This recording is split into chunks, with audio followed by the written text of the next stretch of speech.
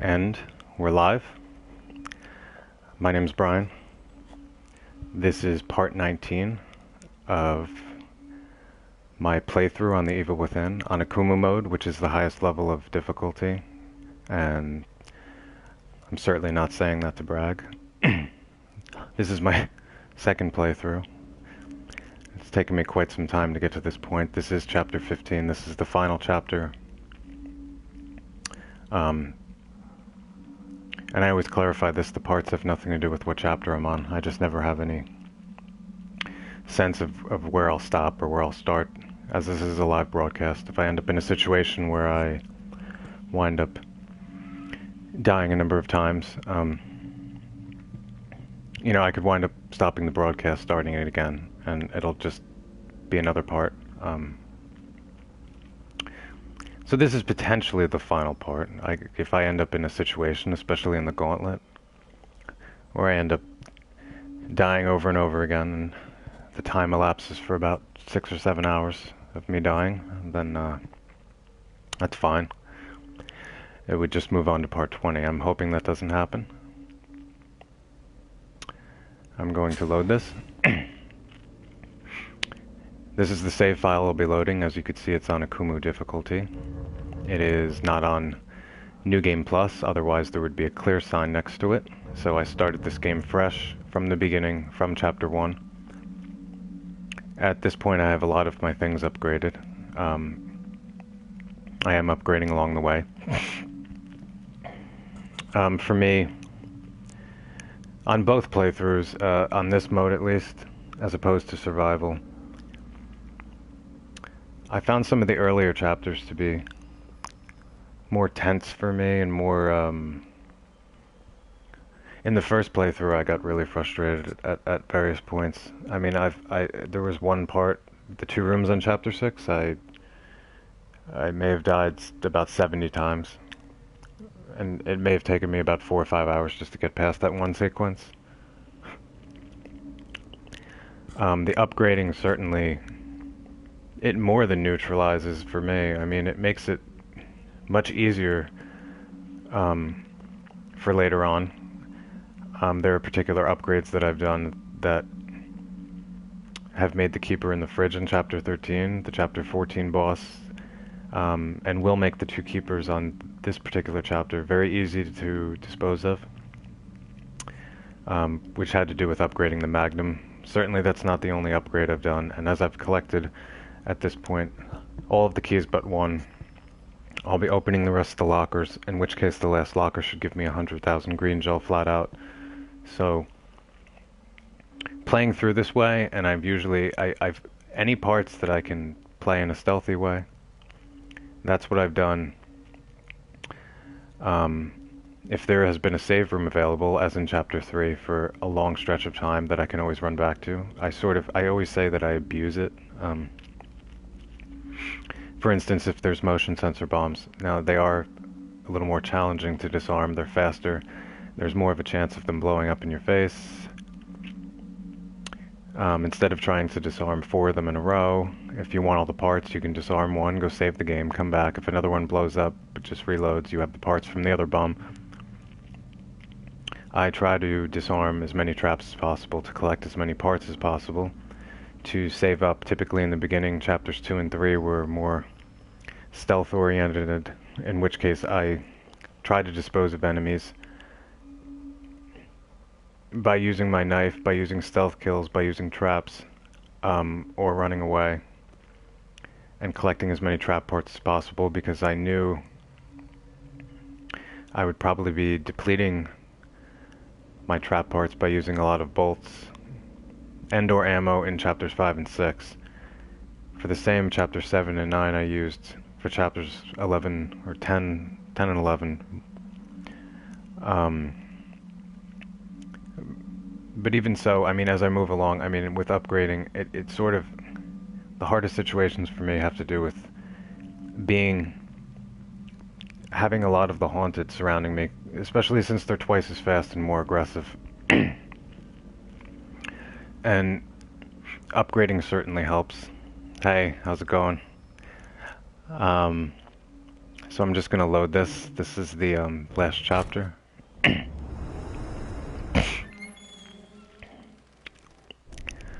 How are you doing?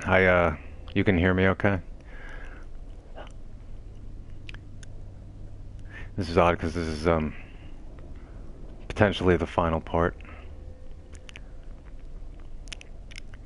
Yeah, I've been live broadcasting this.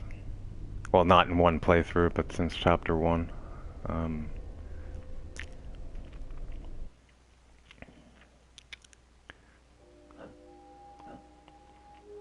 I never asked, did I ask you, have you beaten this game on this, on AKUMU mode?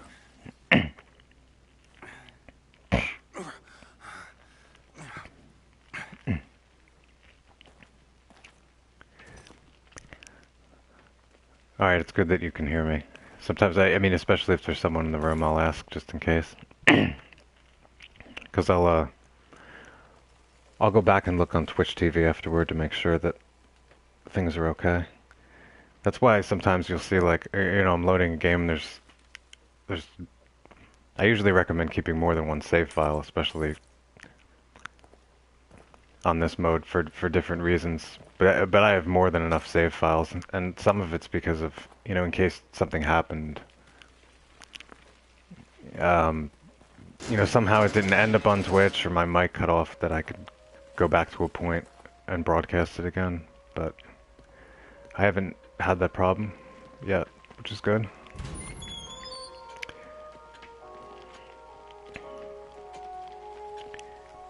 Nobody here at all? I'll just note this is the last time that I or anybody at this point would be in the save room. Oh, that's cool. I don't want to spoil it for you. Since you've been watching like the final 2 chapters, and there's 15 chapters in total.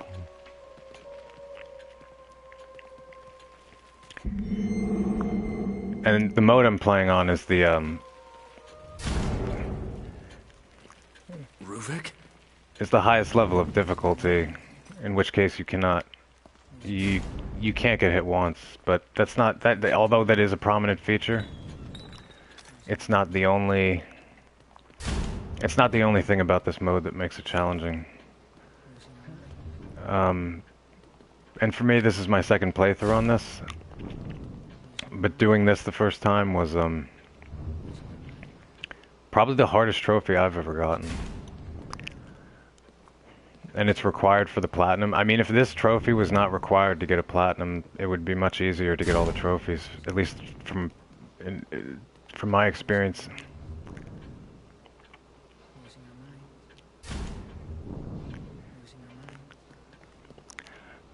I see.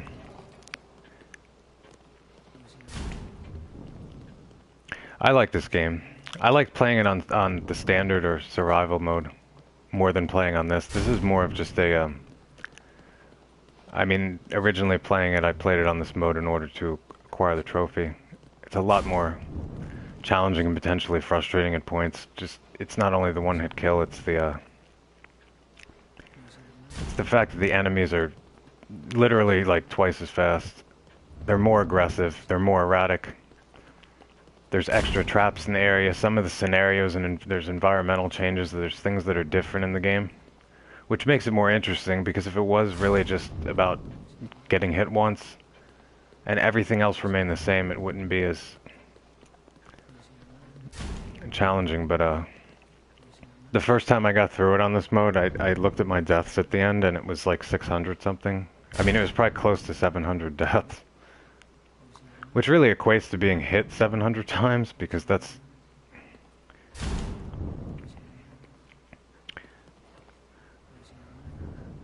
And sometimes I'll be talking because I'm just adding things for the video because I'm going along in a way. Sometimes I'll throw out tips when I have them. Sometimes I'm at a loss for certain places, but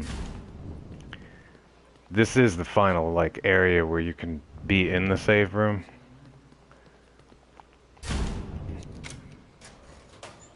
So, for anybody, oh that's good, watching this, this would be the time to take anything from the lockers.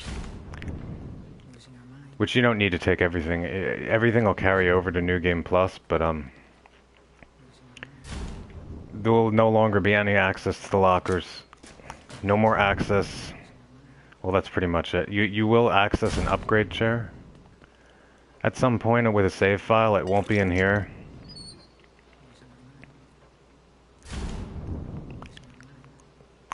Oh, I see. I'm kind of looking forward to the new Silent Hill. Maybe it is. Maybe it's just, I don't know. Maybe that's the appeal of the kind of darker side to me, or I kind of want to see what the Silent Hill looks like because of the director, you know, that's doing it and whatnot. See.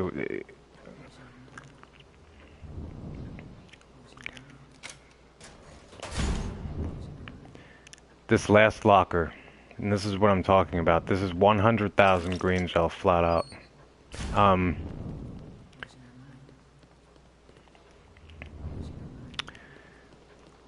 There will be another upgrade chair, but as far as the lockers go, this is the last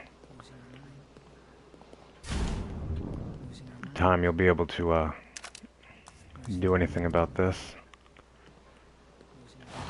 So I'm taking all the Magnum ammo.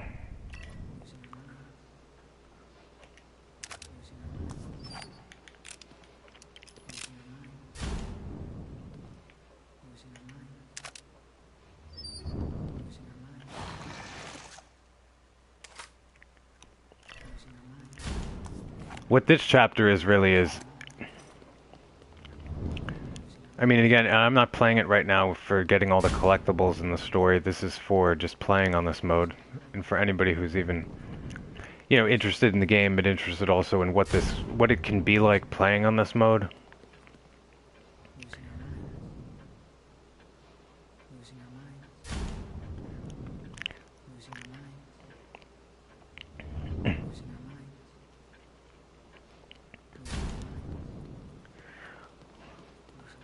You mean the most recent, the game you just referenced? How did it cost you a controller? Do you mean you got frustrated and threw it at the screen, or?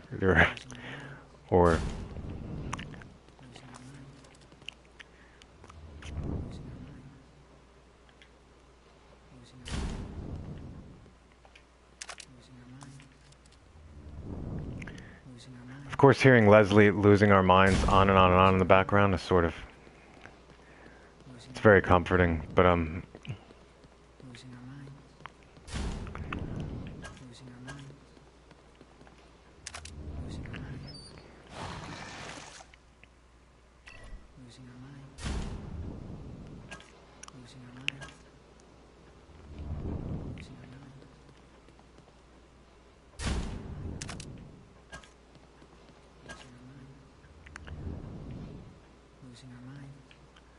I'm just looking around here and taking. There's no harpoon bolts? Really?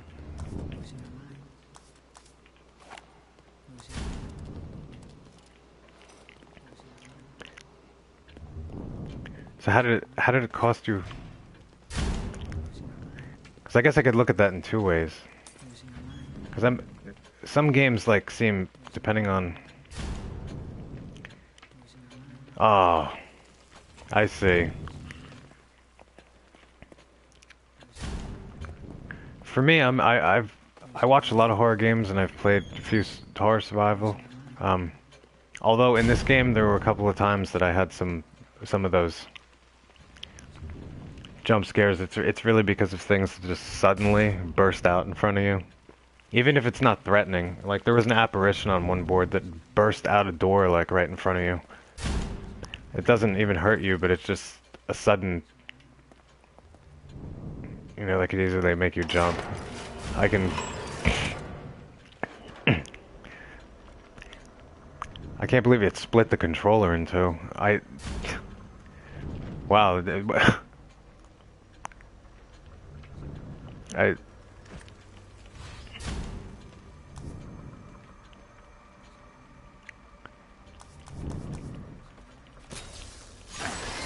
I'm gonna put the accuracy on this up a little, because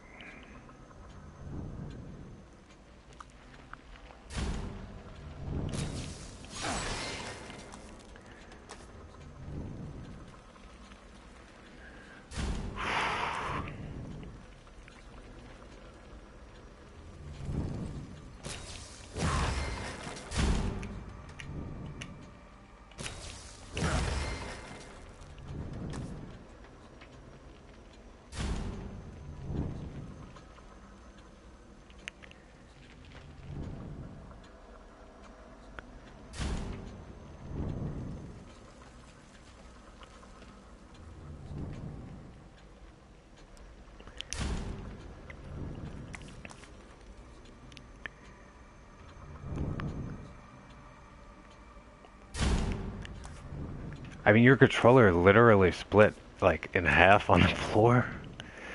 I mean, that's and this was from playing one of the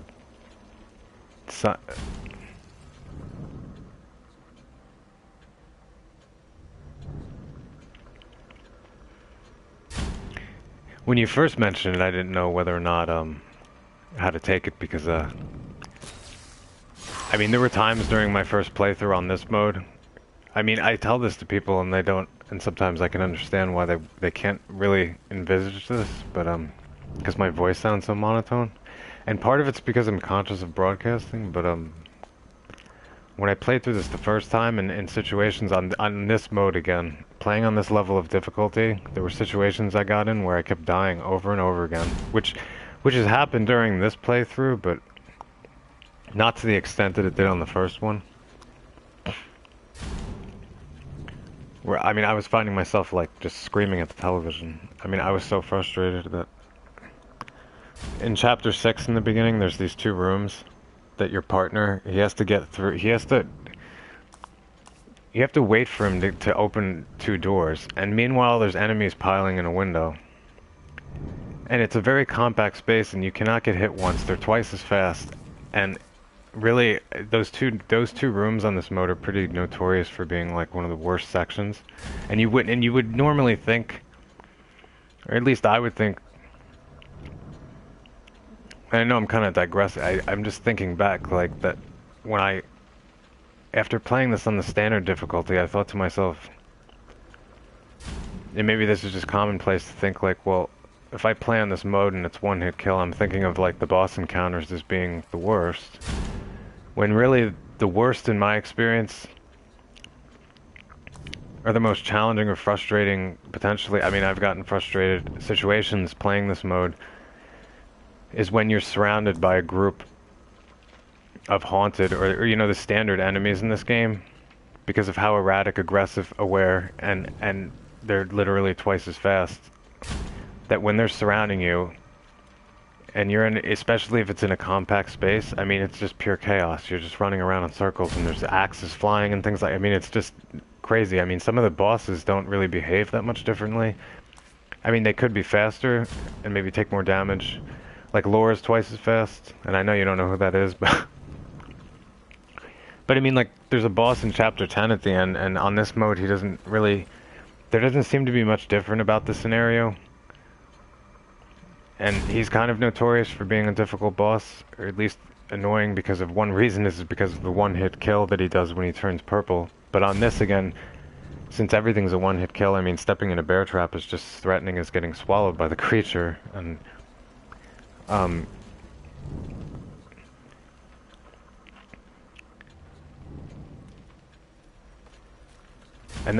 from playing that game, that it jolted you to that extent. That's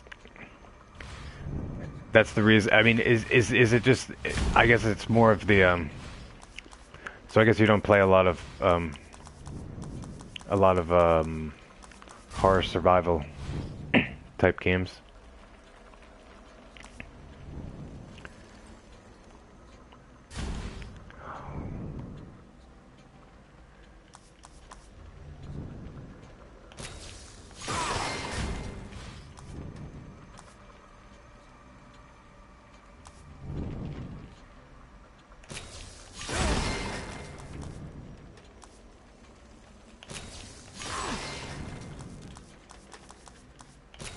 I'm putting the critical up here on this because I know that enemies are going to be climbing ladders. I'd rather just knock some of them off, and that's a good way to get rid of them, or not, or just temporarily, like, just have them off your back, especially when there's a lot of them.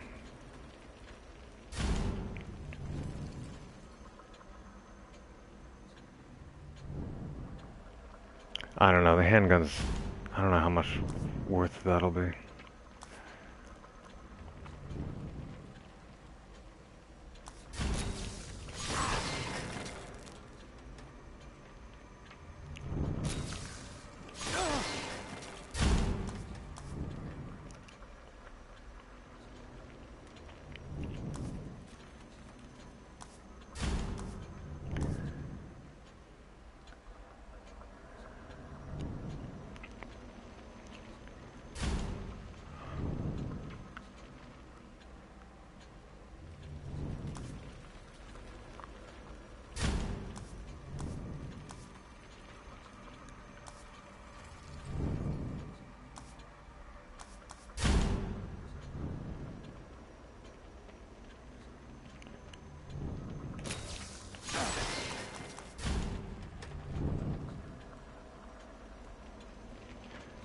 Man, I have a lot of green gel. I know that I haven't been spoken. I'm just like thinking to myself right here.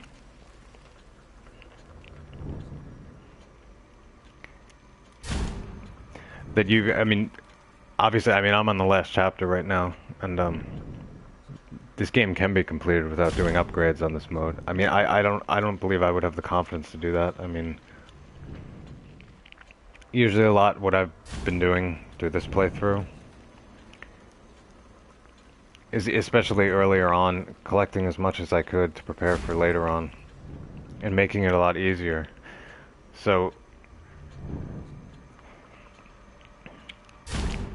I mean, this is also why I have things upgraded to such an extent at this point. I mean, it might even seem to some people like, how could I do that? Well, one reason...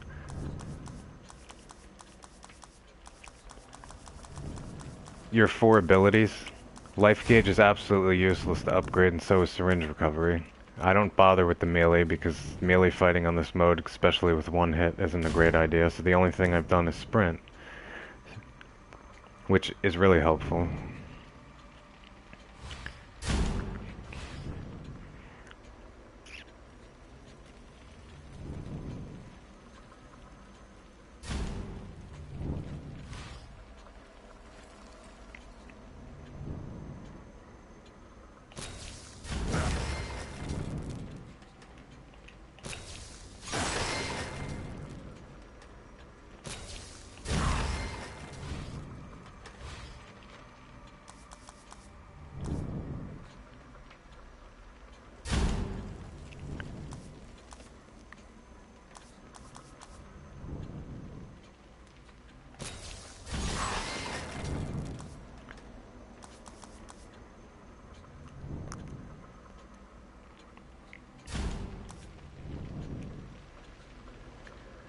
Do you have any recommendations?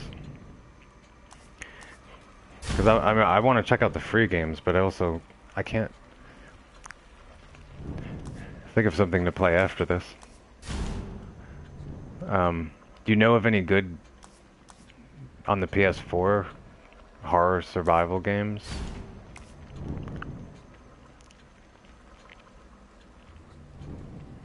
I played one of those. I played the second one. Actually, to tell you the truth, that was one of the games that on the PS. I don't have my PS3 hooked up, but I remember that's one game I did not get a platinum on. Again, I'm not the best gamer in the world, and I don't have thousands of trophies. But I think after beating this on AKUMU mode, it looks a little more doable. Like if I had the PS3 hooked up, but I'd have to play it over again. I think I didn't bother trying to get the platinum because the one trophy for, what is it, you have to... I don't know if you played the second one, it says something about beating the game. It's on the hardest difficulty and you're only allowed to save it 3 times throughout the entire thing. So I'm thinking, I'd probably want to beat the first 6 or 7 parts before saving it once. And I don't... That sounded like really like pretty... potentially like really frustrating to me. I mean, getting really far and then dying and then not...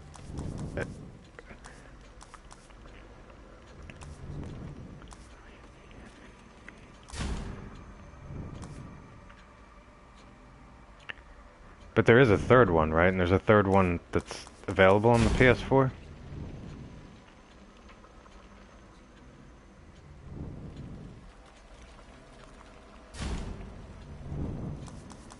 I'm definitely going to check out the free games. Because, I mean, there's no sense in not doing that. I mean, it's definitely worthwhile. I mean...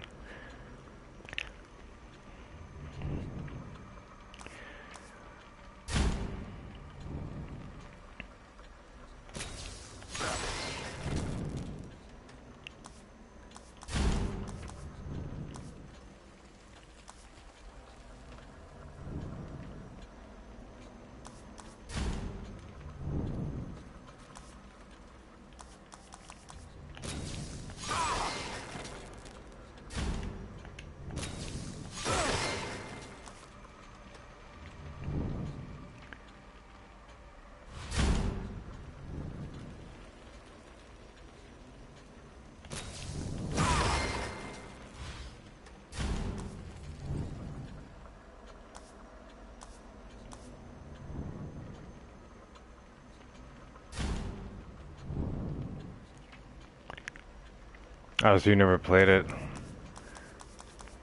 And because there's a few games I'm thinking in my mind. I mean, I want to check out the free ones, but I'm thinking of also some other survival like horror has elements like that to it. You know, a couple, people have mentioned certain games. So I know there's a game Dying Light out. I don't know how that game is. I know that it's in first person, which could take me a while to get used to. I just don't play a lot of games in first person. It's not really, I'm not a fan of that. I did like that game, the Dead Space, the second one. I just didn't think, I don't know, maybe after playing on this mode, maybe going back to it and looking at it, maybe it wouldn't be as bad. I just remember that one trophy, it was like, wait a minute, beating it on, the hardest mode and only being able to save 3 times. Man, I am losing my mind. Leslie, come on, stop doing this.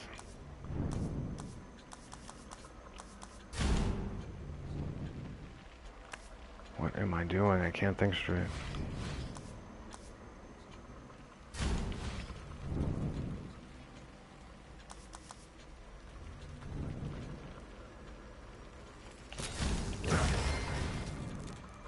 I didn't realize like I'd have this much, green gel to do all this stuff. I'm kind of...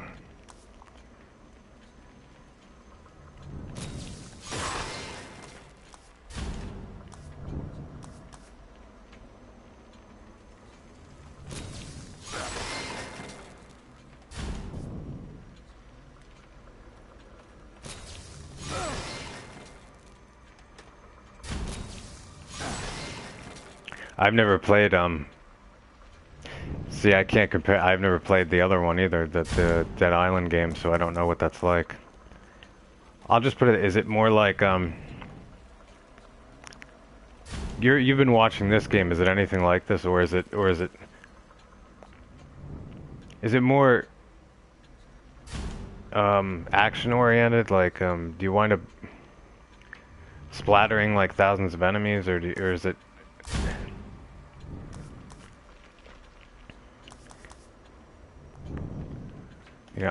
I think I'm okay with the upgrades.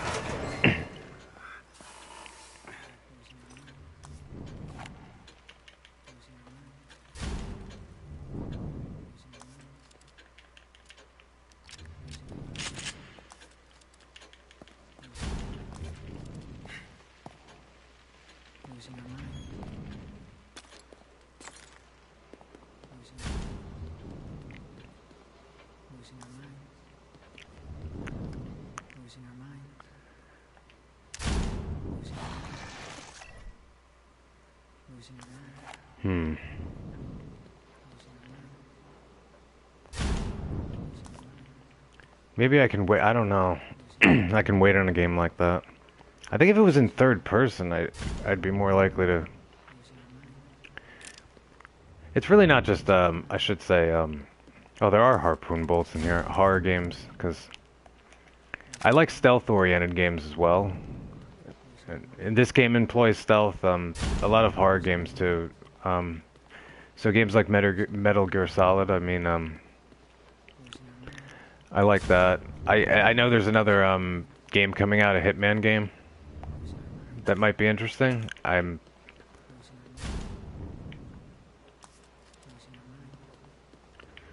losing my mind. Come on.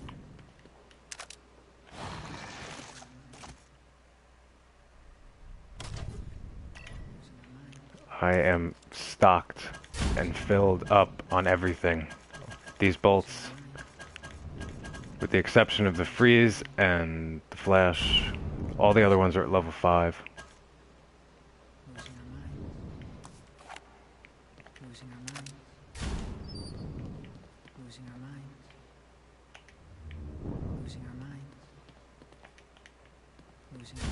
I'm kind of going into this with this is a degree of overkill right now.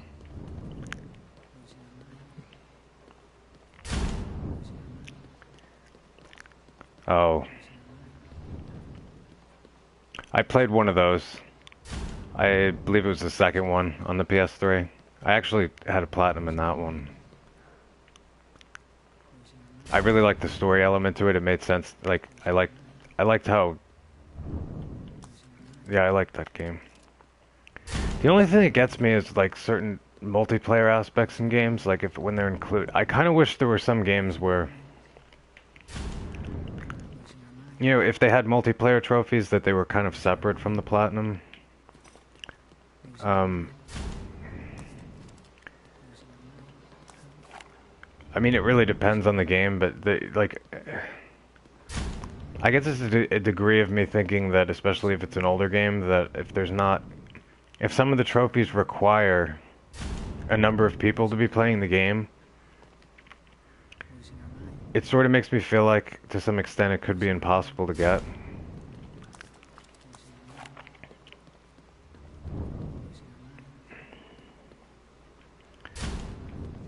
Or just in practical, like, I can't, or I have to depend at least on the existence of other players being there. What am I doing? I am losing my mind.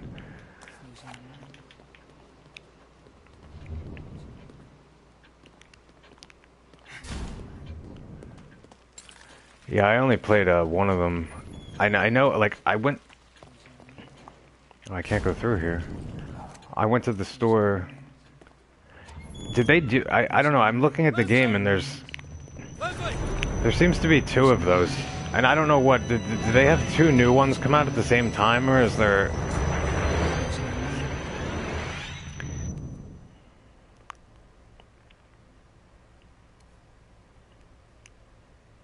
This way. This is basically the sequence of me running up to the gauntlet section, chasing Leslie. Leslie appears throughout this entire game. There's a whole backstory, and Kidman is after him to prevent Ruvik, and but there's so many sections of the game. I even look back at, like, I feel like I'm chasing Leslie just throughout the whole game, and like he just keeps running away. I don't know.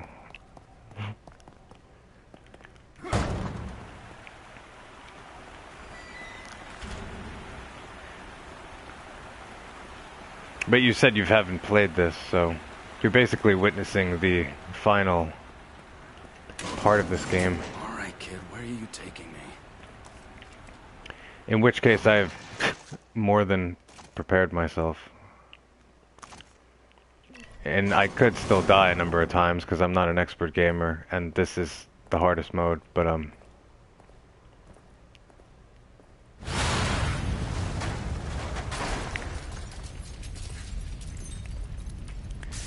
yeah, the only one of those I played was the second one.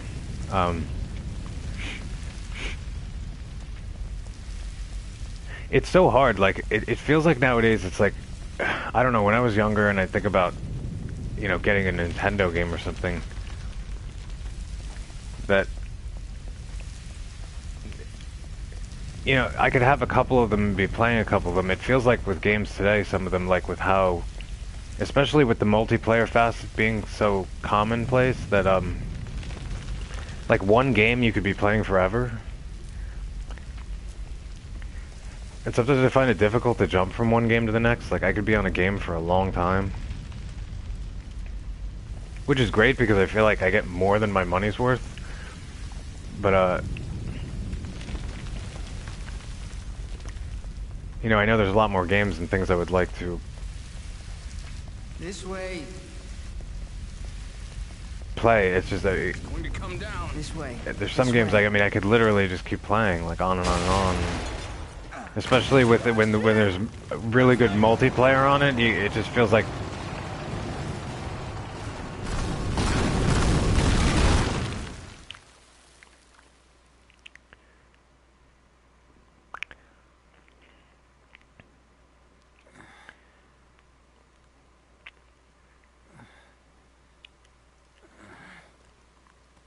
Like, because of the game you're mentioning, like, I have played one of them, and I liked it. It would be something interesting to look at. I mean, even like when I go to the store, I see two of those or three of those. Beacon, just like Joseph said. You know, then I also hear of other games, and it's like, and again, I guess because I'm thinking of like how absorbed I can become in them and how long, like I usually don't, you know, switch from like one game to the next in like one period. I'll just stay on one for a long time.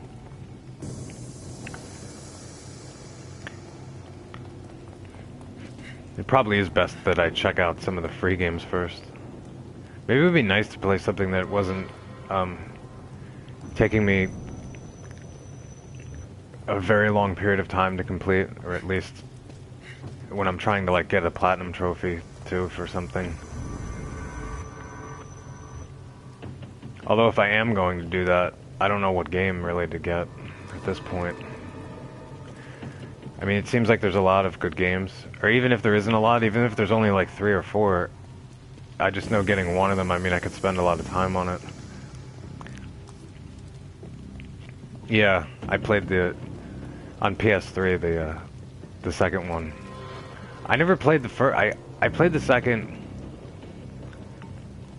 and at that period of time I played, there was another game I played. There was that. There could have been 3 games.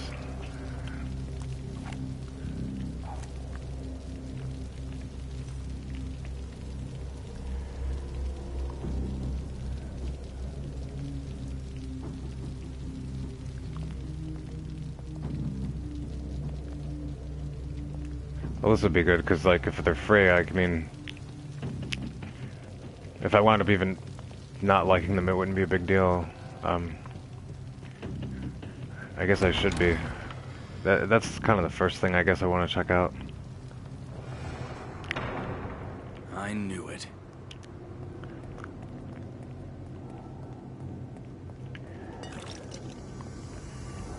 And again, just for anybody else who's happens to come in or watch this video afterward, a lot of the sequence in the beginning of this chapter is really just running through here. There are no more keys to collect. You know, there's collectibles, audio tapes, things like that. I'm not doing that on this, but... So this sequence is really just kind of a running up sequence, and it's going to end in a gauntlet situation where there's going to be a few checkpoints, but there's going to be a lot of enemies that appear. I think for me, the first 2 checkpoints are probably the hard, and it has to do with like a lot more of the haunted surrounding you, but at least there's levels and stairs to climb up, unlike being trapped in the 2 rooms in Chapter 6. And at this point, for anybody who's upgraded and collected all the keys and done, I mean, I have so many things upgraded so high at this point that it really maximizes the chances of like beating this game without, you know, on this mode without a lot of the frustration which could happen, well, has happened to me.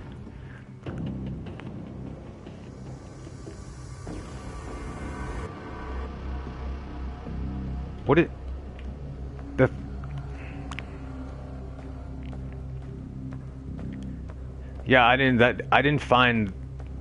found that one of the easier platinums to get. For me, this game, like, again, like, and it's just because of beating it on AKUMU mode, really, like, that, for me, was the trophy. Like, this really was difficult.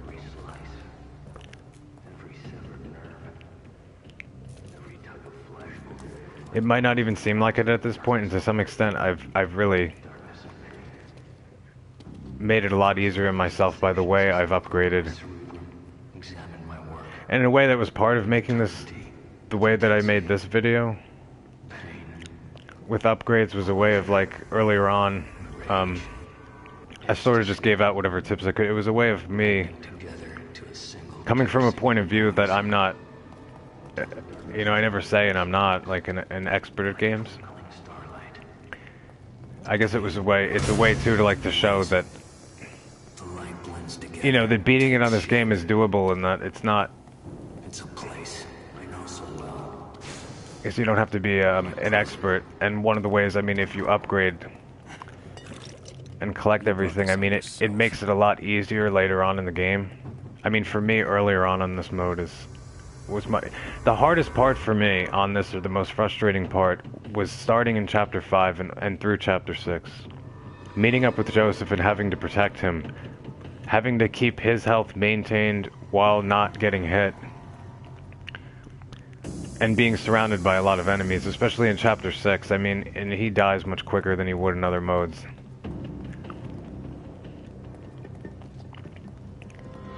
So all of them are like that.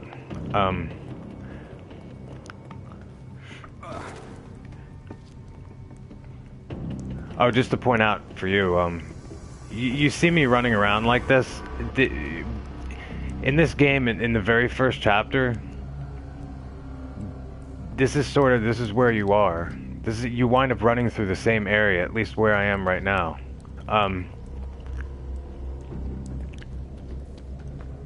More or less. I mean, you sort of slide down a place and you end up falling into here, but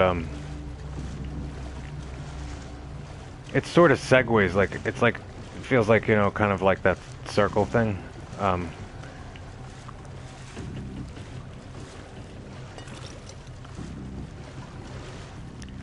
It's not going back in time, it's just this game really has a dream-like quality to it, and especially going through different scenarios, the way you get to the save room, like going up to a mirror and looking at it, and then you end up, you know, at a safe haven, and you just...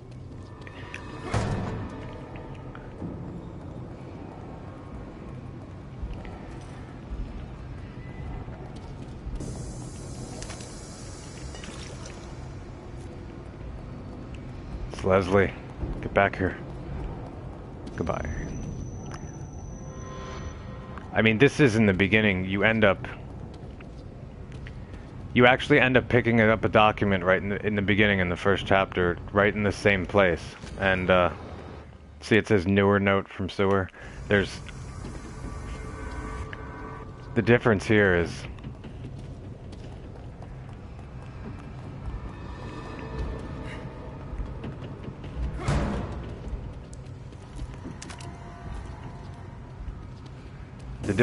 that actually in the first chapter you can't run. You're limping like the whole time. You really can't do anything. You can't punch anything. I should say too, some of the stuff, because I'm chatting with you and I definitely want to, that sometimes, like, I'm also talking because whenever, like, I'm doing this video, I like bring up stuff that I'm doing and where I am in the chapter and like what I've done as I'm keeping all the videos. So I've been doing this like in all of the chapters.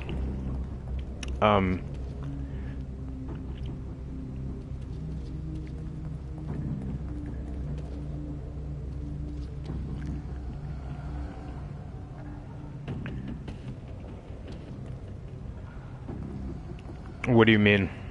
Like co-op running? You mean if this were like a two-player game or a multiplayer? The door I just kicked, like... Alright, wait a minute. In the first chapter, again, you're in this section and... However, you can't... You see locks on these doors, I believe, but you cannot go through them because you can't even punch anything.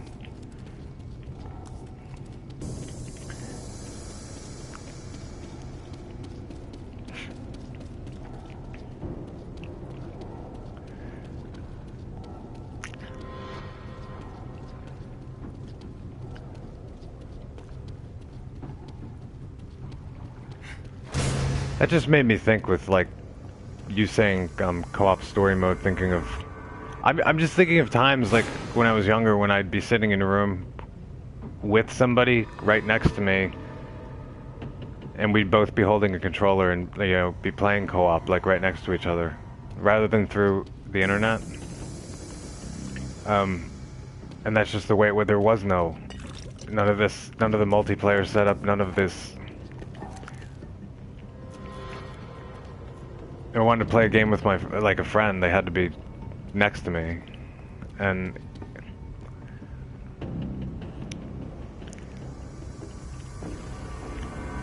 It's just kind of weird because everything's moved so fast. I mean, for me, the way that the internet is, even, like, sounds weird. I mean, just searching, I mean, searching on, Google or it wasn't like that until I was probably 20. Like, I just remember... Yeah, I mean, I remember just doing things on... I remember going on things through a dial-up and how slow it was, and all the idea of going on a large, massive multiplayer game and playing with a lot of people just is so commonplace now, but it's just...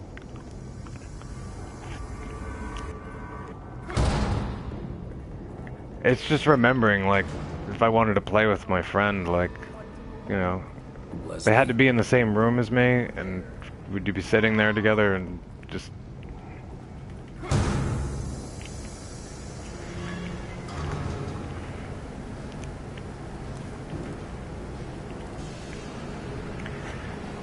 So is this game to you, like, I mean, I know that the reason that you wouldn't play it,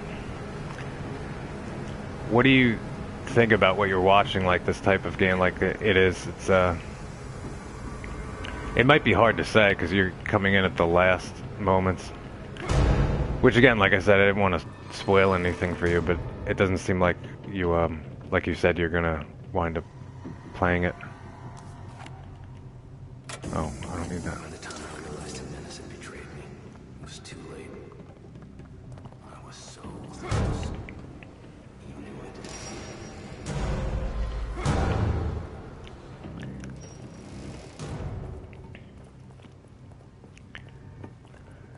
Well, I'm getting closer to... I don't know how this sets me up, really. I'm just running around. And, you know, it's like all of a sudden I'm going to be thrust in this situation. There's going to be, like, enemies coming out from, like, you know, each side, and...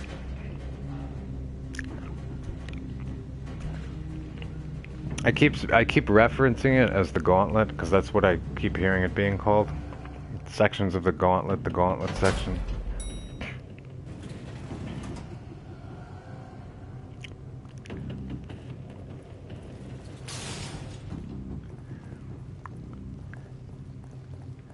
Yeah, I mean, I enjoy it. I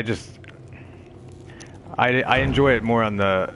I enjoyed it more when I played probably the first time on, Survival, which is more like the standard difficulty. Really, when you play this game for the first time, you have two choices in the beginning of difficulty level.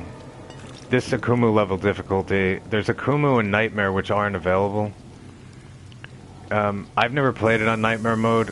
It's like the third level of difficulty, and I don't know what it is exactly. I keep thinking it's kind of the same as playing on AKUMU mode, maybe, as far as some of the changes that are done, except it's not a one-hit kill, but I could be wrong. I'm not sure.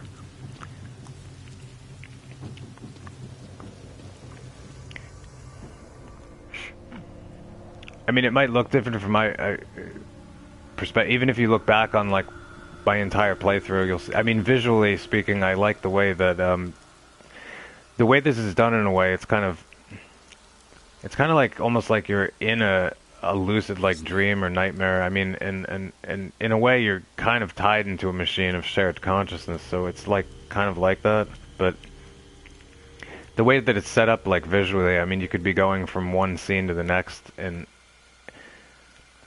you know, I always think of Chapter 9 at the end, like, visually, how, like, you know, you're in a room and all these... They look like, I guess they're blood droplets. You know, they look like red balls, and like it's the Ruvik or the, you know, main antagonist. And the room suddenly, like, juts back, and you have to stealth your way through all these wires. And then you wind up all of a sudden, like, in a place where there's doll heads to the left and right of you, and you're running through, like, a place while you're being chased by this formation of blood droplets of Ruvik. And then you end up, like, running into a place where there's, like, it looks like, you know, sunflowers, like, or a cornfield, and it's... I mean, visually jumping from one, it is sort of dreamlike in a way.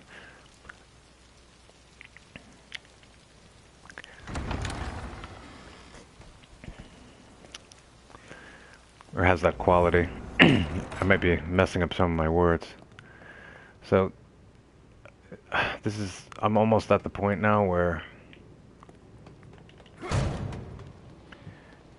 this is potentially this may be the last place for anybody who's watching that you can have the chance to upgrade.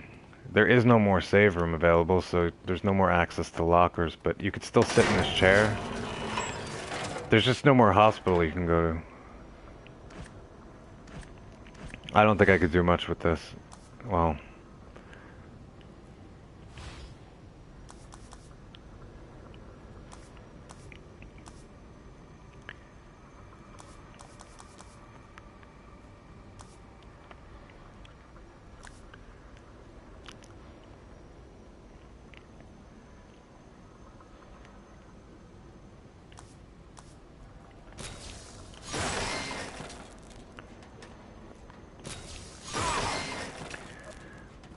well...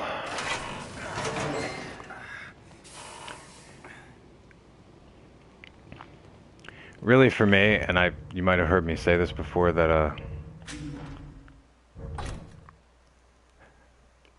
I mean, there is parts of this game where it's sort of,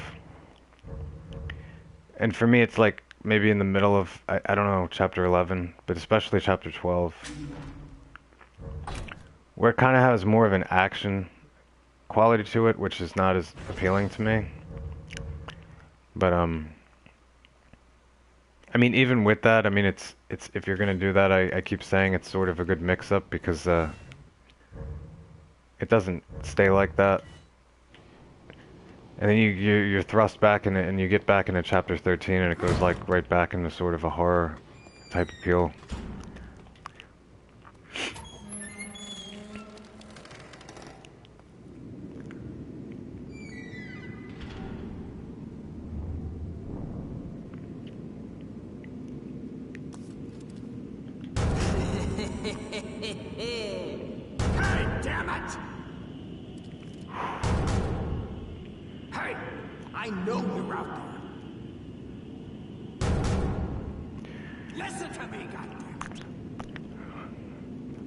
This would be good to hear, because I'm gonna... It seems like there's a few titles on my mind, and I can't even tell. Hey, I know you're out there. Listen to me, goddammit. The latter game that you mentioned, since I played the second one, I mean, I know what it's like. Is the trophies for the third one, as, I mean, like I said, when I played the second one, I didn't... There was that trophy for beating it on hard and only saving it 3 times. It seemed, at the time, to me to be kind of like, wait a minute, I don't know if I can do this. If you want to live, you avoid Rubik's Eye. Is there a similar trophy to that on the third one? What's that supposed to mean? Or is it easier, or... I don't know why I asked that. It seems like by beating it on this mode, I feel like I have more confidence in doing things like that.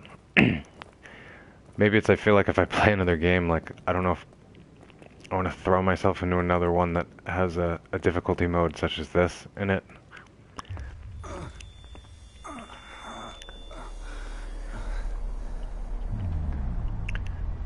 Oh no. And as I'm talking to you, this is where... You know, I'm running through this chapter and everything's fine, and I can check. This is where the gauntlet section starts. This is where I could check it out. I'll probably look at the free games first, but I've heard somebody else brought up that game, the alien one. Oh yeah, I like. Well, that's another thing I do like is the stealth appeal. Yes, I brought that up before because I like Metal Gear Solid, and I kind of know that there's another Hitman game coming out, and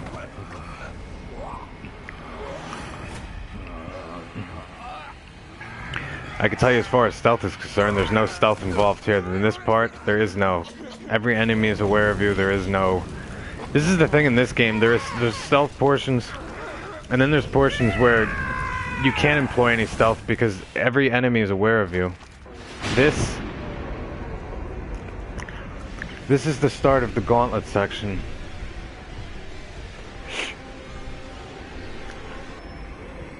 For me, the second checkpoint's probably the hardest.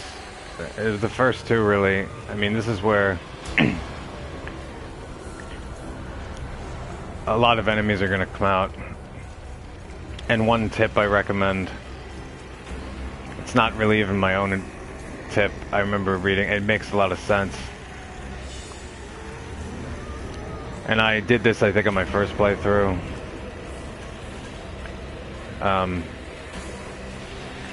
Which I'm kind of going slow now, is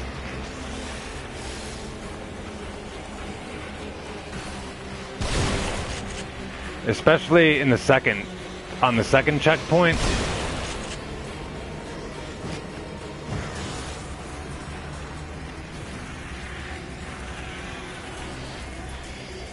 is to stay up here in this upper right corner. This might not be the greatest thing right now. I just died. I could die a number of times on this.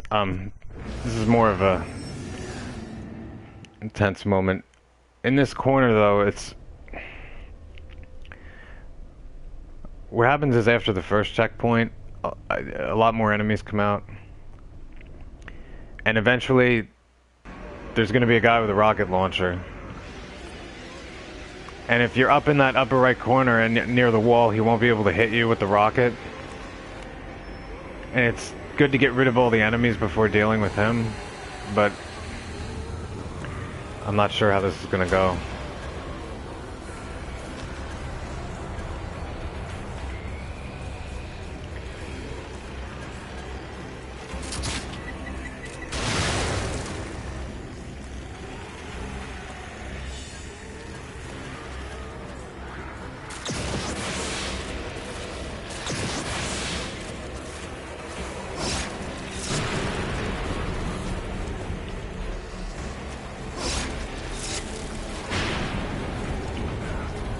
Please, Doc.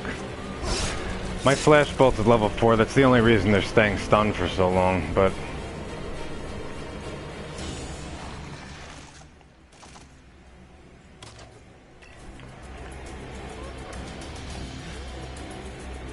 A Rubik clone is the last thing to appear for the first checkpoint, but...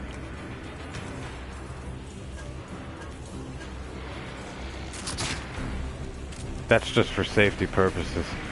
They climb up the ladder.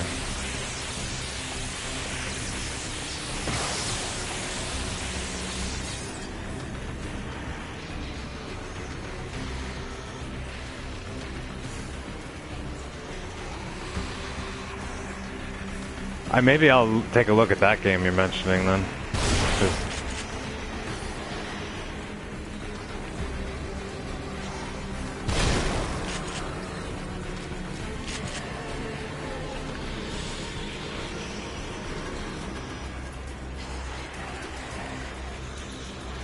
what is going...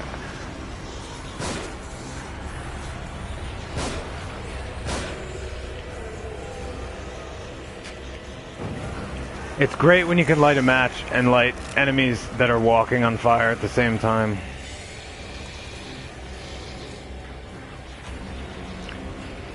What is going on? Sometimes these enemies don't...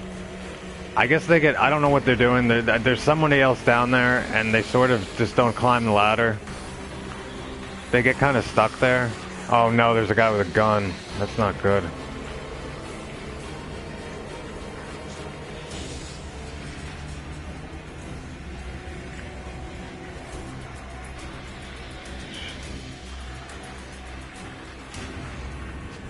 I cannot... I don't know. I don't know. I don't want to get shot.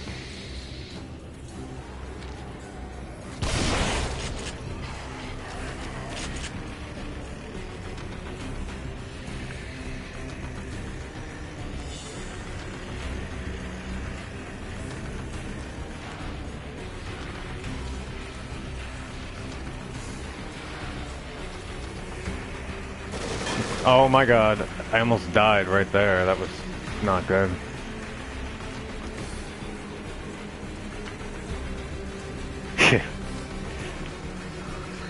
I like what you're saying though about that one. Really what's going on in this right now is that for this first checkpoint,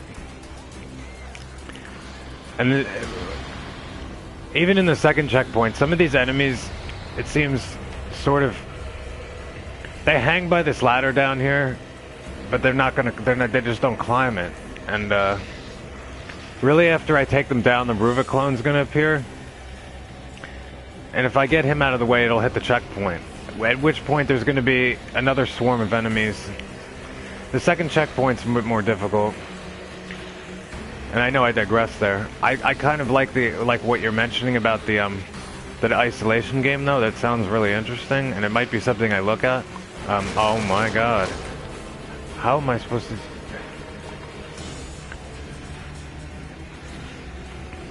It's always good to bear in mind, in this game, the one thing that's kind of... every time you draw your weapon in this game, he stands up. For everything you do, he stands up. With the exception of throwing a grenade or a bottle. So...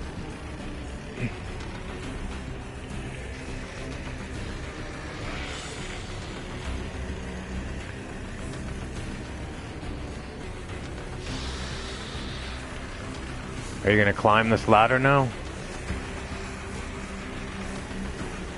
No?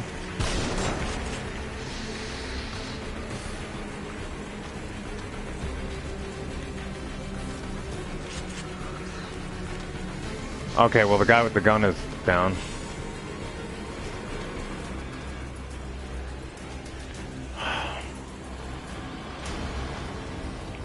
Climb.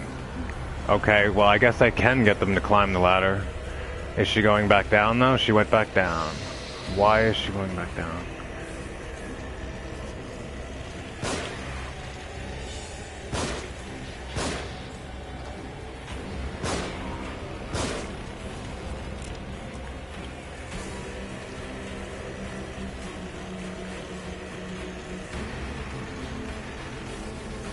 The Ruvik clone's gonna appear about right over there once this... I can't get her to go away. Oh, she has a metal helmet on too. That doesn't help. I can't do a...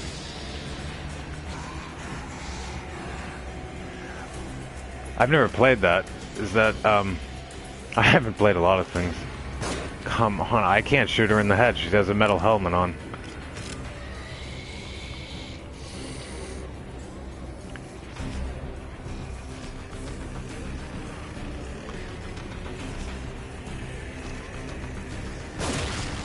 Okay, I can get her in the back of the head.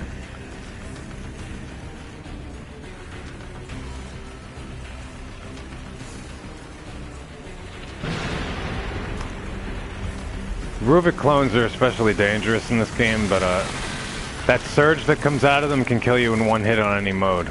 But I am not doing too good because I did not hit him right. Oh my god. I'm a bit lost.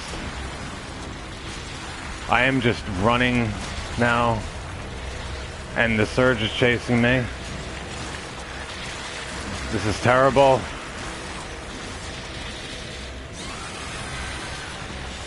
I cannot move. I cannot believe those enemies just did not hit me right there. I ran out of sprint and he took a break.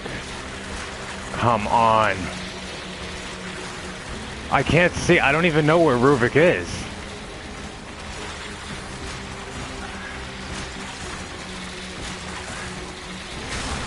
Oh man, I screwed that up. It's okay though. I've died a number of times. Like I'm running a broadcasting on certain chapters. I've been in places where I've died about 20 times. I forgot. I didn't realize. I forget when Ruvik comes out that other enemies appear with him. And I totally missed him with the harpoon bolt. So I have to start over. But I mean, if there was no checkpoint in between this, it would be a lot more... I'm thinking what I'm going to do this time is I'm going to plant an explosive bolt in the middle here. So when he appears, he'll just blow up.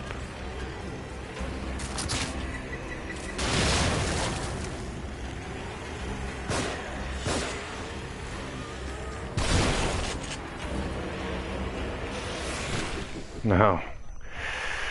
I couldn't get the matchup off on time. Ooh. See, even in a situation like this, and you're coming into me on chapter 15, like, even if I died a number of times, I'm not finding this to be as tense or potentially as frustrating as some earlier parts that I was in.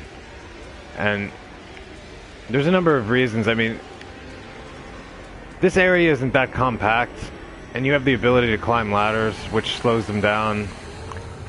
And it's just a matter of having all these upgrades at the same time that makes a difference. I could do something. What I could do is, I could just have them all climb down and try to get them in one space and flash bolt them. Like this. I don't know if I can get all 4 of them with a flash bolt. If I used a shock bolt, I probably could have lit a match or 2.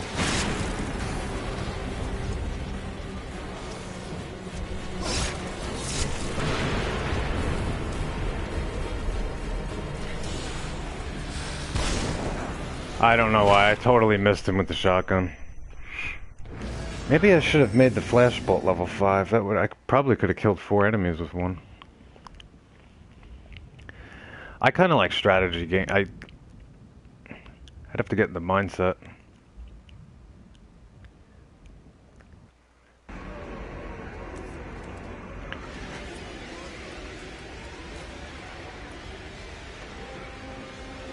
Now, is that one of the, is that a free game or is that a...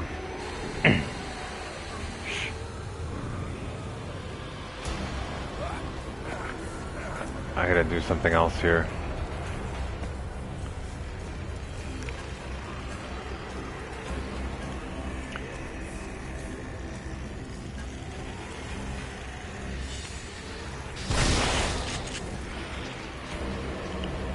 Please light the match. Oh my god.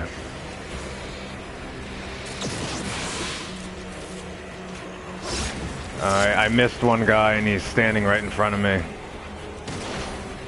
With a gun. No good. That's all it takes in this mode.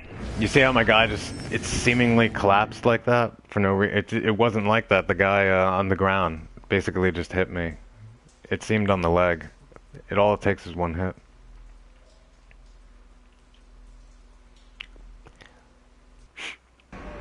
Wow. That's what I mean too. I was saying with some games, you could spend a lot of time just playing and just one game. I mean, you really get your money's worth. So when I have in my mind like certain games I'm already anticipating, and it makes me kind of think, like, because I don't feel like I can like play all of them.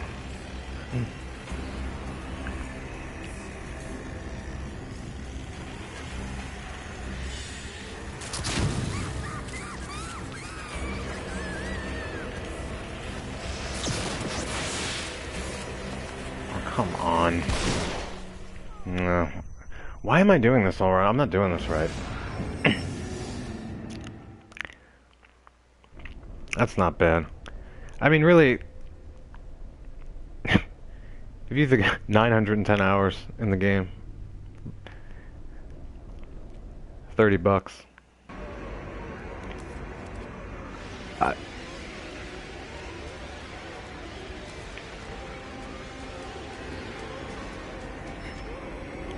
The only thing I get kind of like weary of, you know, in the way of being cautious, is when games first come out, because a lot of them are at that point about $60, and I definitely don't want to pick out something that I don't enjoy at all.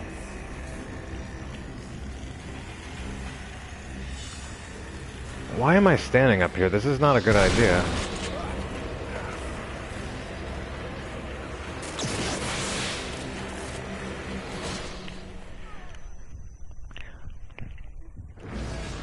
I'm not really employing any good tactic right now. What I should be doing is... I should be, like, shooting at them or doing something while they're climbing down the ladder. They're very vulnerable when they're climbing up and down ladders because they're... they're a lot slower and they're not attacking you, and especially when they have guns, it's...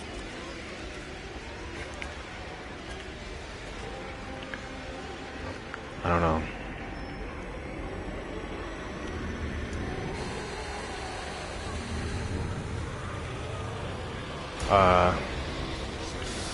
Leave.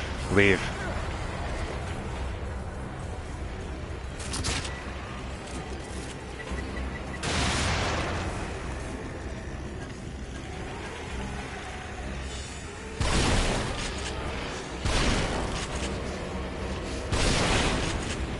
Man, this sucks.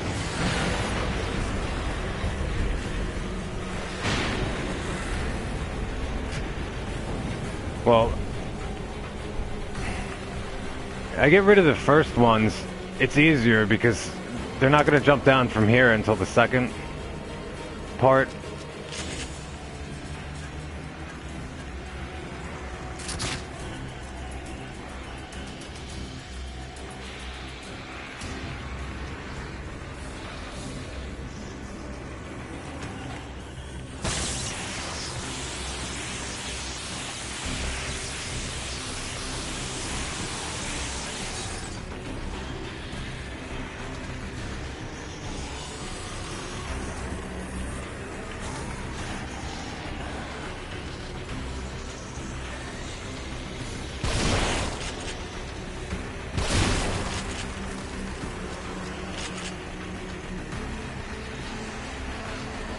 Now this is what I'm saying about these. Some of these enemies just hang out here by the ladder, and they won't climb it.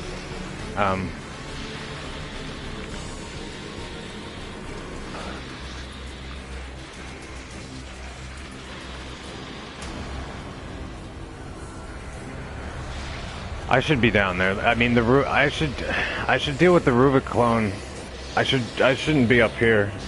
This is a good place to hide out when the guy with the rocket launcher comes out. If you're near the wall, he won't be able to hit you, but... Oh my god, no. That's the thing, the guy has the machine gun down there, I don't...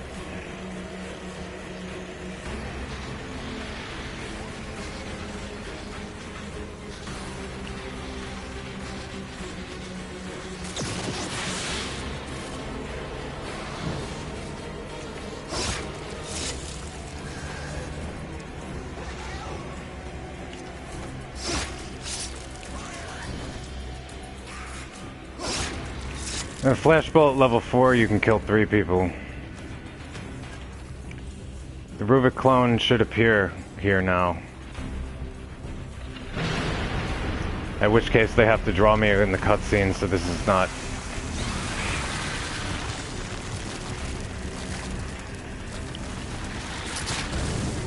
I can't believe I just missed him. That is just not good. Oh man, please. Fine. I'll do this. I don't know.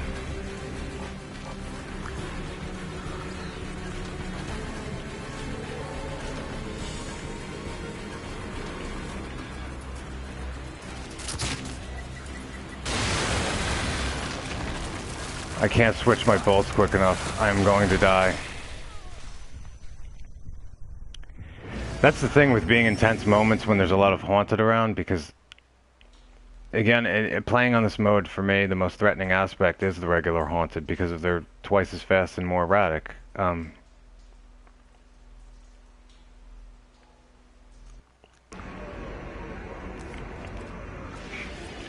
Well, she she probably could. I mean,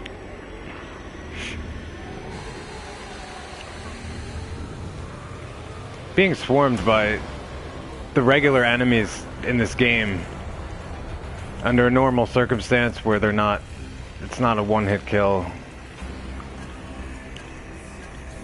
and they're not as fast. They're just, it's a little more chaotic than any of the boss encounters, really.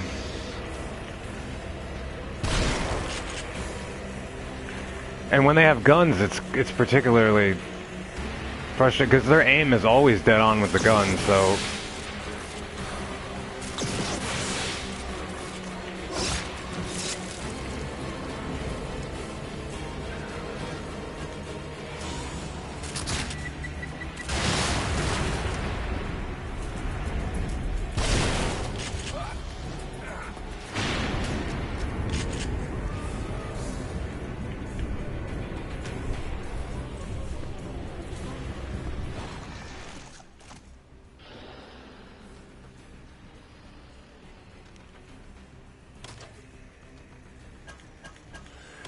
Can't really sit here for too long. The inventory only slows down time. It's not going to stop it, but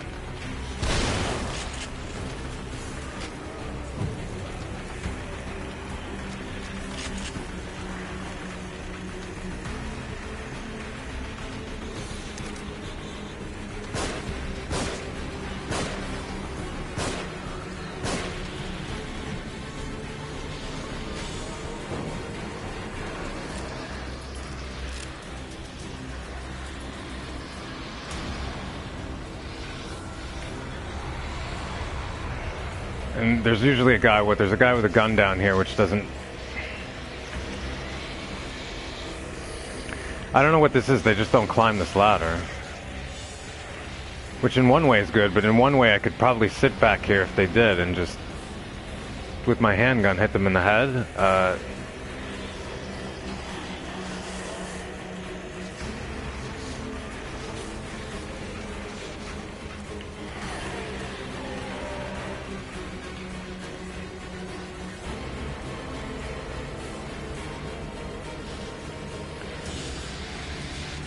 Oh my god. Well...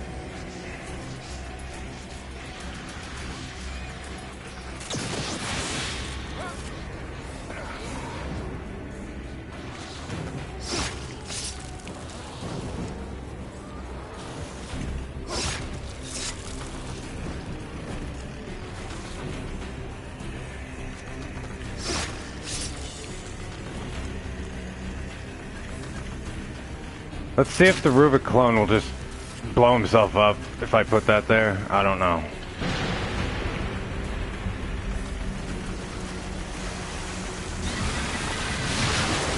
Well, is he dead? Now he is. That's the worst part, like, of having him around and doing the surge thing really is just not good.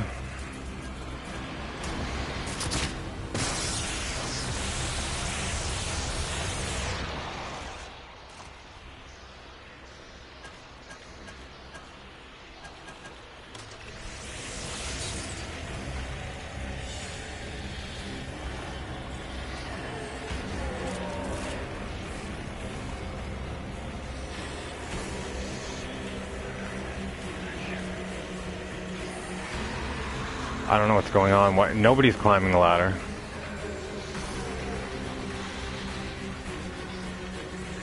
It's kind of weird. They just don't... They sort of just sit there down there, and in one way it's good, in one way it's not. I mean...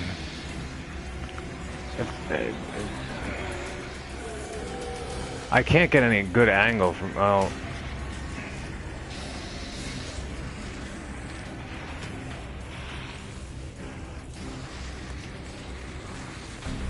Oh.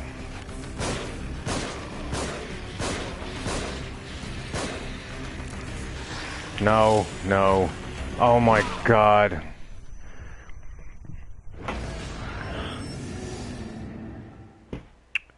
Just one little tiny... What did I do? I ran out of bullets and had to reload. Reload speed's not good.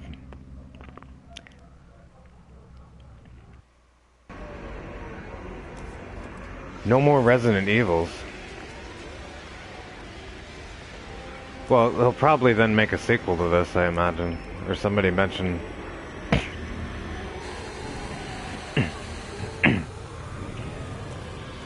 And this is getting...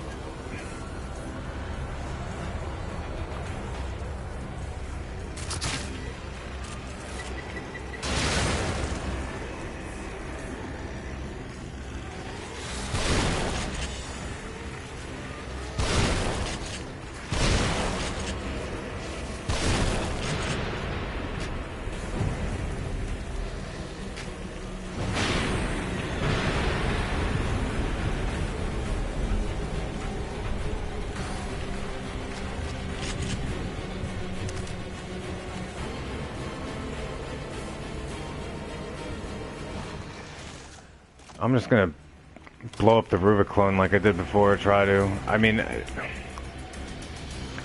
that was just my fault before, I believe. I mean, I think I just, my handgun, the clip capacity isn't high, and I couldn't reload it in enough time. I should have.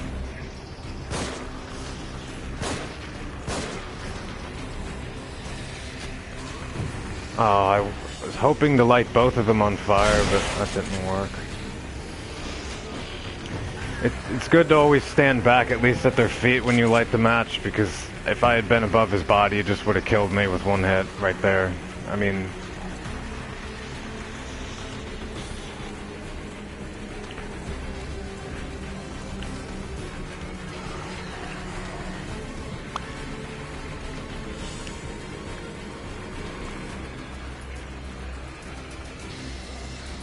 what...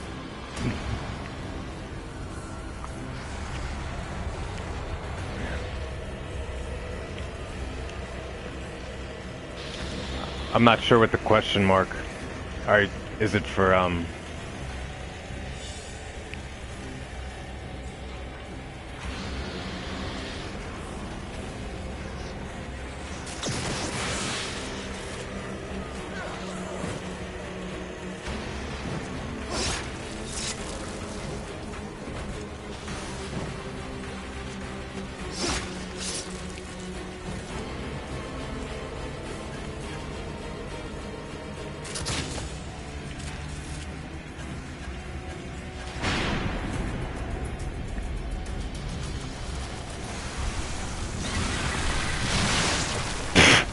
Well, that takes care of the Rubiclone.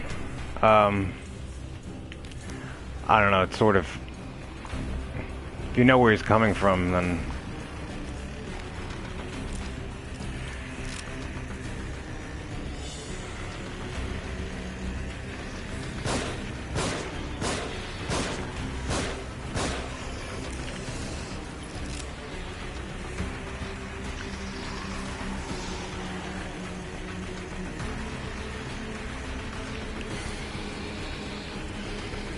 They just don't seem to climb this one ladder unless I mean, one of them did last time, but it sort of feels like they're just all right underneath this ladder, which maybe I should just, I don't know. I'm almost, if I can kill these guys, I'll hit a checkpoint, which really the second checkpoint's probably like more frustrating, but give me a break.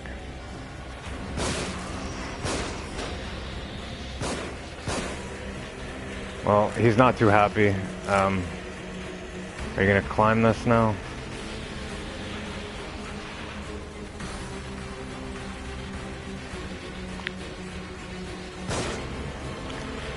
I mean, when they climb the ladder, you can do things like that, and just... If they're all gonna hang out, yeah... What is going on? I don't know how many of them there are down there. It's fine if they don't have guns, because I don't want to look over to the side and get shot, because the...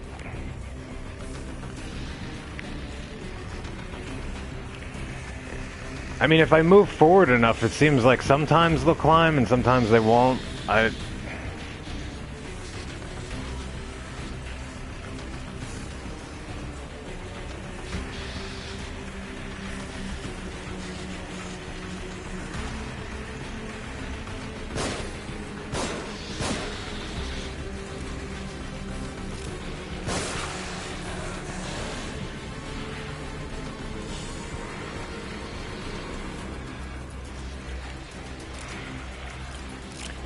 You know what?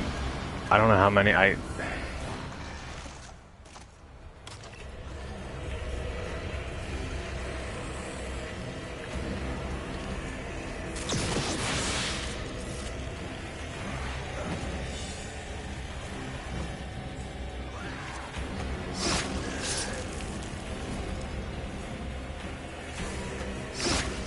Checkpoint. Alright, well, at least if I die now, that's all done with. There's no more Rubik clone, but there is a guy with a rocket launcher who will drop it once you hit him enough and he comes out with the chainsaw. This is the best place to be in when he comes out with the rocket launcher, but at this second, this might not be the best place to be in because a bunch of enemies are going to come down here, but...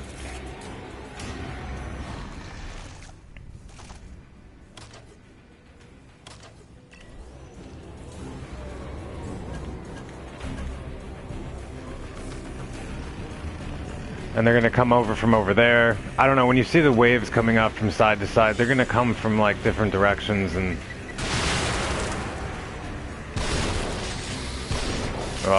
no good.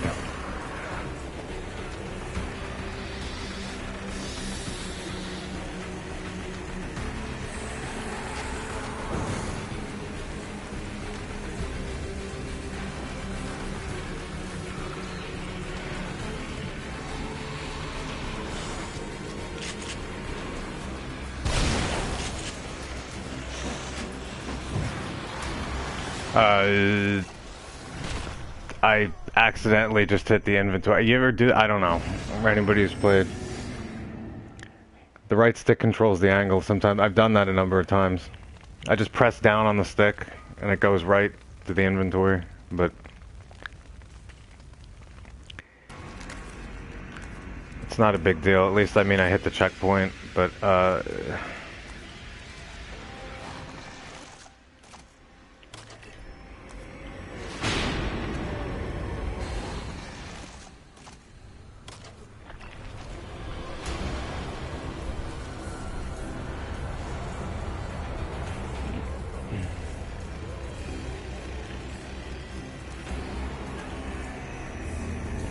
oh, I didn't want to do that. Great.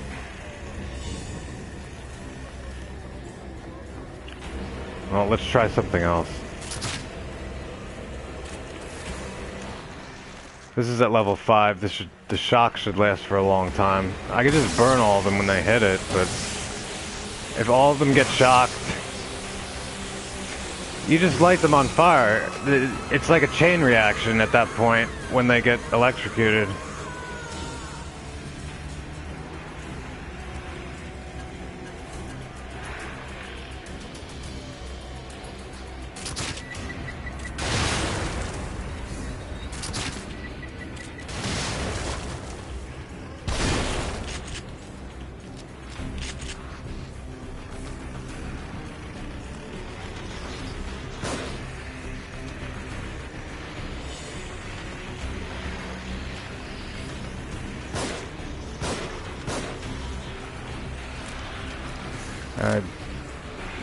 I don't know, I try to make use of the handgun bullets as much. I mean, I have a lot of them and they're not...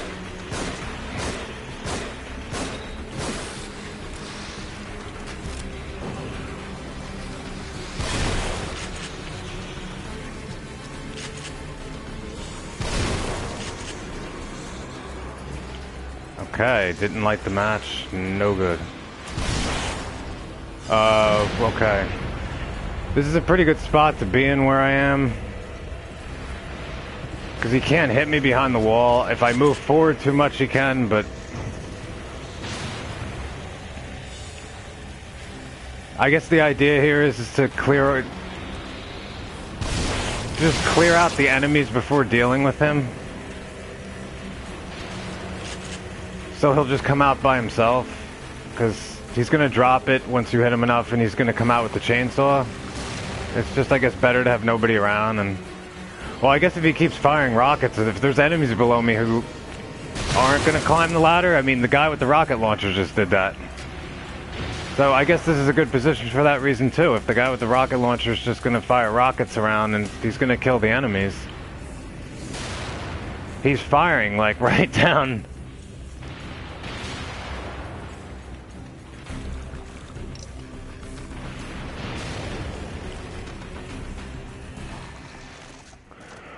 I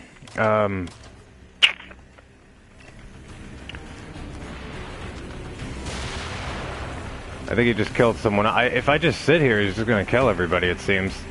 Because a lot of the times they kind of hug the ladder at the bottom, they don't really even climb it.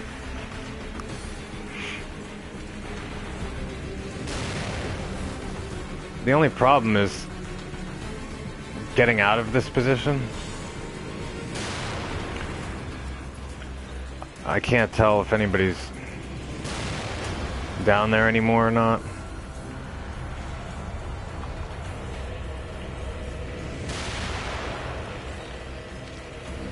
Doesn't seem like it. Now I'm gonna have to run and hide somewhere.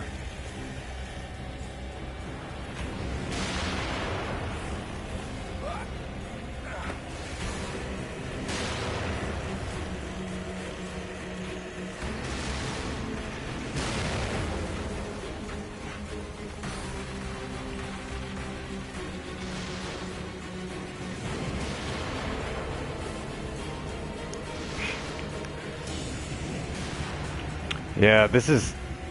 If you defeat him, this is... It'll hit the second checkpoint. Then it goes into the third section of the gauntlet, which... Really, I don't know. These two checkpoints seem to be the most troublesome. It really depends on what you come equipped with. Now, I've upgraded things very high, so the two keepers at the end are not going to be a huge problem, or they shouldn't be. I shouldn't jinx myself and just say, well, there's going to be no problem, and then I just sit there and die over and over again, but,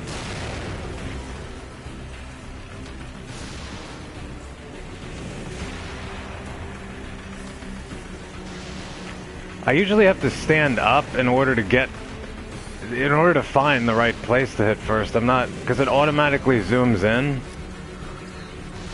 If I don't move, it should just go right back to there.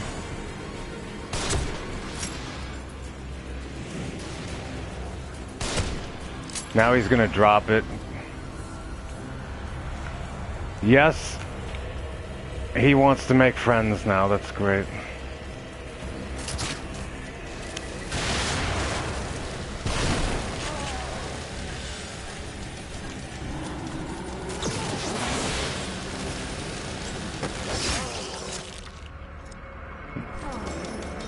Bye. Well, maybe the first checkpoint gave me more problems, I don't know, than the second one. I guess I didn't have a handle on the, wow, it's so quiet now.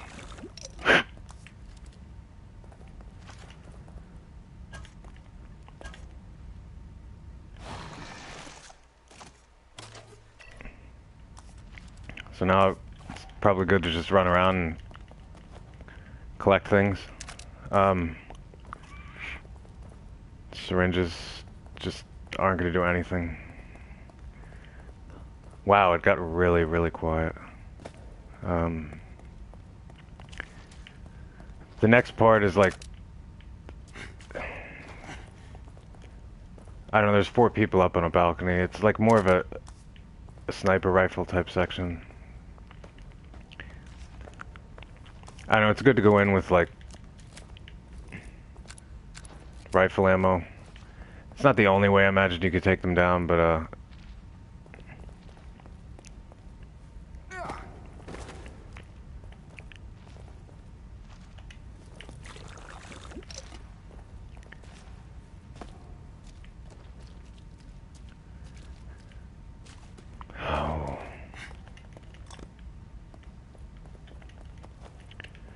Well, at least they won. That's AKUMU mode, like, you see, like, rifle ammo, and it's like, oh my god, rifle ammo. It's like, you pick it up, it's 1 bullet.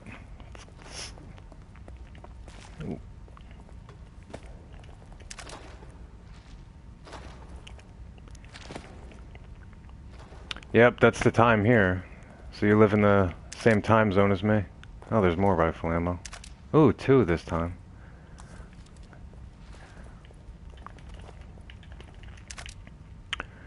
So, this is the third section of the gauntlet. This isn't really that bad. I mean, you hit a checkpoint. I only try to kill I don't. It's good. There's enemies on the right here, and I can't see. One of them has dynamite, and that's not good. But if I can hit the guy with the dynamite, if in his hands, he might drop. I've had him drop it and kill the other enemy, but maybe that was on casual mode.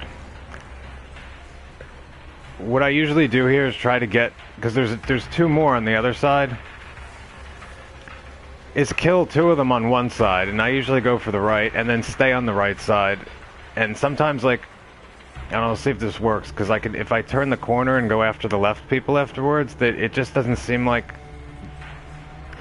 It seems like they'll only fire if I come out on that side.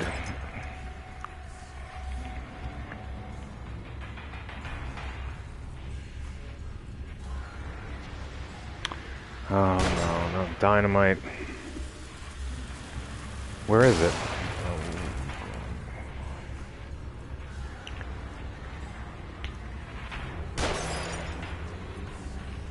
I can't ever find a good aiming spot with this. God.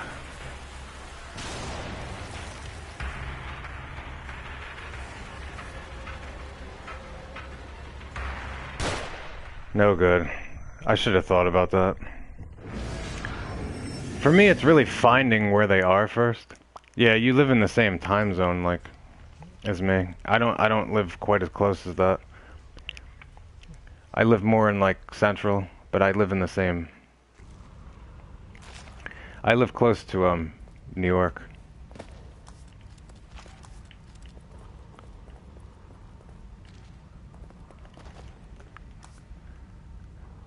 Damn, what's the temperature like down there? It's supposed to be like 0 degrees outside tonight. So I'm in, you know, in central, like, I mean, you know, in New Jersey. I mean, it's like...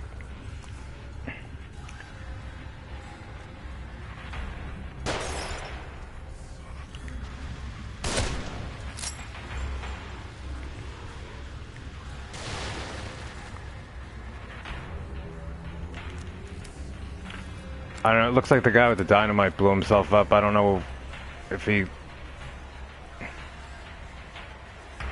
I don't know if the other guy's there anymore. The thing is, if he killed both of them...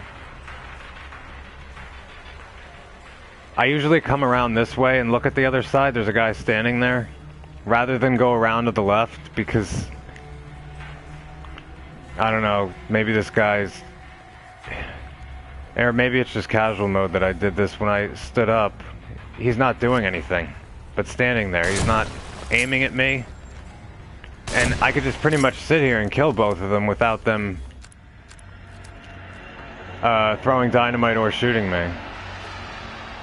As opposed to if I had come out to the left here, they would have just started throwing dynamite and shooting at me. Yeah, how do you define cold? Like, being in Florida? I'm just wondering, like... Because I think really it's supposed to be... I didn't check temperature. It's supposed to be like 0 degrees or something. Or that might be an exaggeration. I should look at my...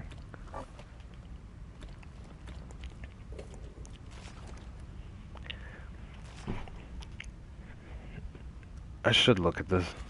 The last gauntlet section is the 2 keepers, which... I don't know, I've been going throughout this whole playthrough and... Okay, right now, I'm looking at my thing, it's 3 degrees outside.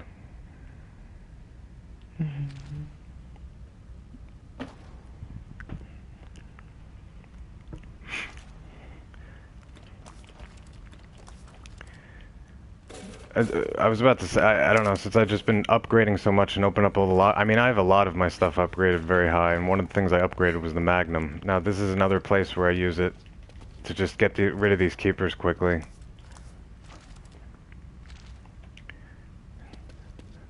Don't think as quickly as the Chapter 14 boss, but one of the keepers is stronger than the other one.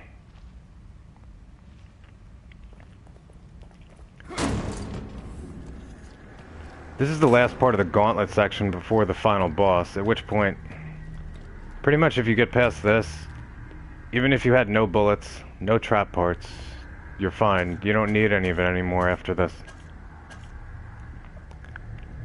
Which is kind of a consolation, because in this game, especially beating it on this mode, I mean, that you really don't need any ammo or have to worry about it after this is kind of nice. Usually I disarm as many traps as I can to get parts, but at this point... And everything does carry over, so, I mean, it's good to have stuff, but... I mean, I have, what, 50, it said 51 parts, and, after this point, there's no need for any ammo or parts. What I try to do is get rid of the keepers and not come into this room. You can see these discs. These discs are gonna light up and like start going all around the room, and of course I can put shock bolts down right now, and it'll probably cause them to malfunction, and then that'll be fine. But I'd rather just get rid of these enemies really quickly.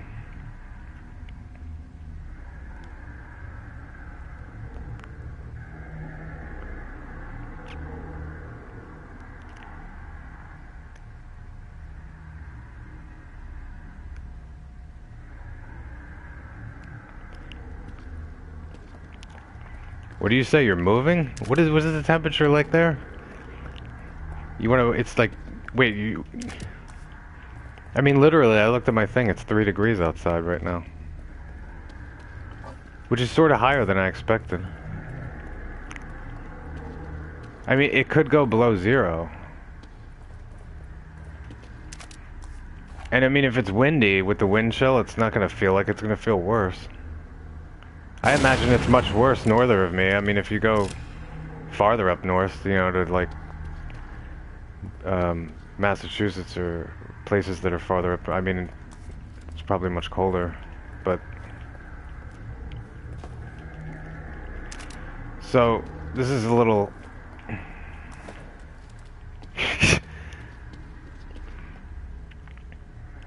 I make use of shock bolts in a way that sort of as a protective barrier. So the 2 boxes, 1 keeper, 1 keeper.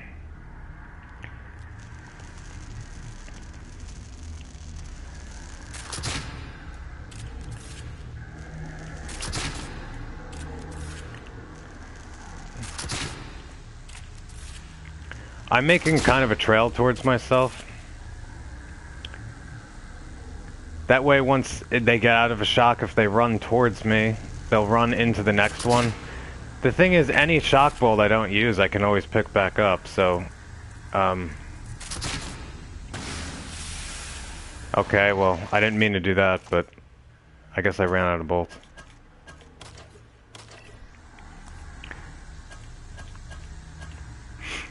This is really in case I have to run away. I'm just gonna run down that alleyway.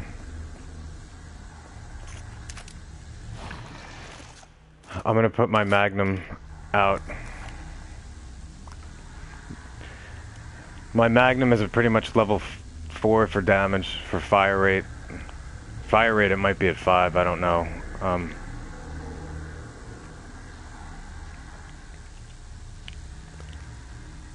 Hey, 4 degrees. That's a little warmer. It's 3 degrees here.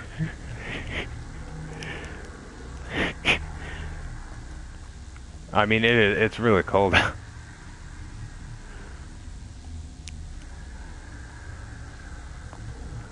Okay. You just have to...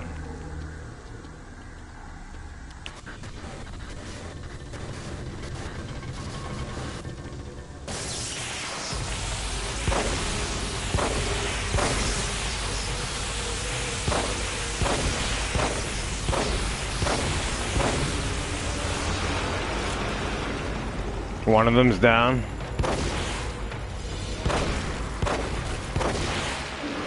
That's the keepers right there. With...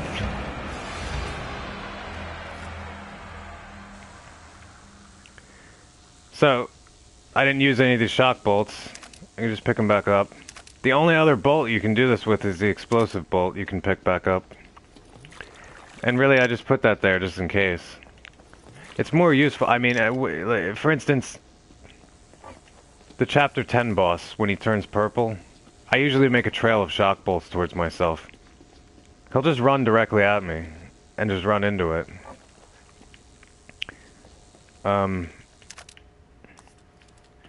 So even throwing all those on the ground, even though it's overkill or whatnot, I mean, I didn't use most of them, I just pick them back up, there's no waste. It's just...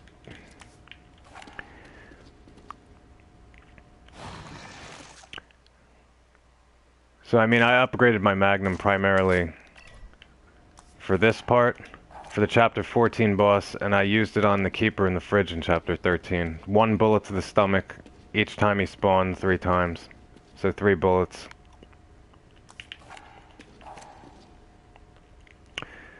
So now...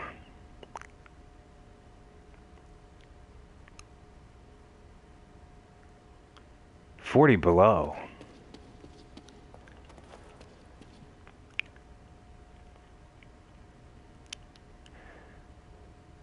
At this point, you need no ammo. No trap ports. This is where you enter the final boss part. There's a stealth section. A section where you have to run away. And there's a machine gun and a rocket launcher sequence. In which case, they just hand that to you, so... You cannot keep me here.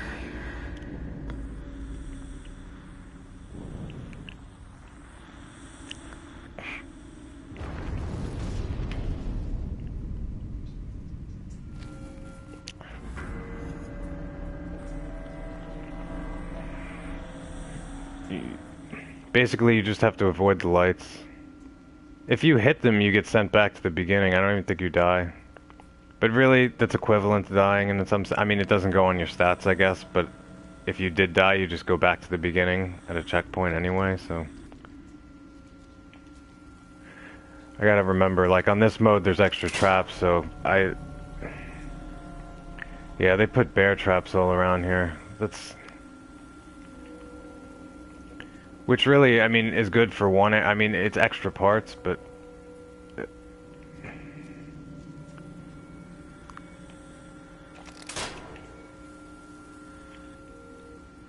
Oh, that's right. I don't even have my lantern anymore.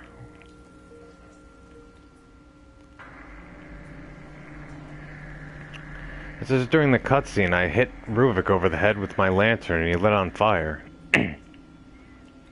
And I start wondering to myself, how the hell did I keep the lantern throughout the entire game and not break it? I can't get hit in the leg, and my lantern managed to be invincible.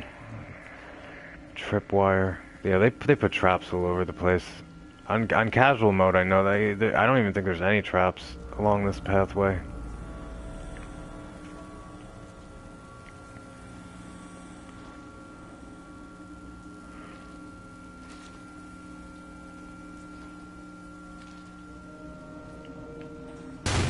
Oh my god. I tried to disarm the bear trap and I think I just lifted my head. Anytime you disarm a bear trap, you wind up stooping, like, you lift your head a little bit. Actually, the worst section I can name with disarming a bear trap is in the beginning of Chapter 10 when the circular blade turns on. In the beginning, and then inside that, in the underground section where there's all... That's the point when you start realizing, like, Sebastian has to stand up to do everything, and when there's circular blades overhead and you know there's an enemy coming at you, you do this and get decapitated. It's use a syringe, you stand up, light a match, you stand up. Even disarming the bear trap, I mean, I stood there. If I had to basically, right after I disarmed the trap, push the stick backwards so I didn't, because he'll just literally stand up for like a fraction of a second after disarming the bear trap. And at that point you can get decapitated, and I don't understand that, like why he stands up after disarming the bear trap. And maybe it's just because I have it on... I think the default in this game is to have it on for crouching to hold the button, and I changed that automatically to toggle because my finger would be in a lot of pain right now playing this game. I mean, holding that button, like I crouch a lot in this game.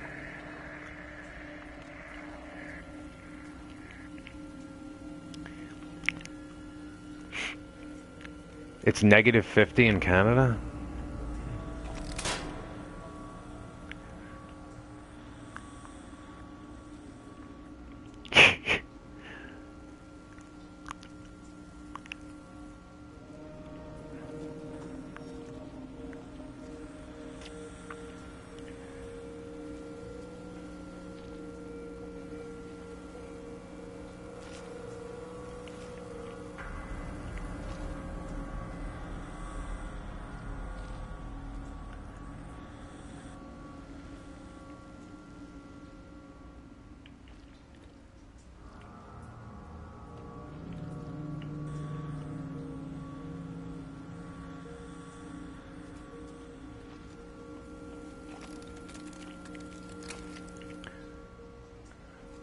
Let me see if he just stands up automatically. I'm not going to move backwards. He might do it for... Yeah, he stands up for like a fraction of a second right there. It doesn't seem like a big deal, but when there's circular blades over your head, it is a big deal. So you have to wonder why he does that. The only way I could prevent that is if, like, I found... Right after he disarms the trap, I push the stick. Either forwards or back. I don't think it matters what direction, just to get him to stay in a crouching position. Oh, come on. I don't like that, because I'd rather run now. Oh, man.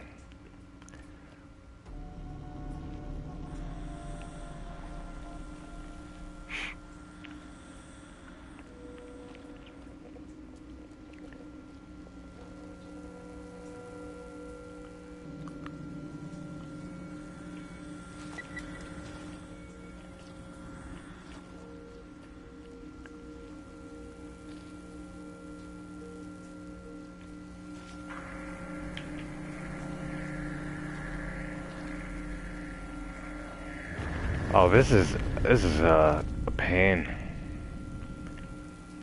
I forgot. I mean, they put traps all over this.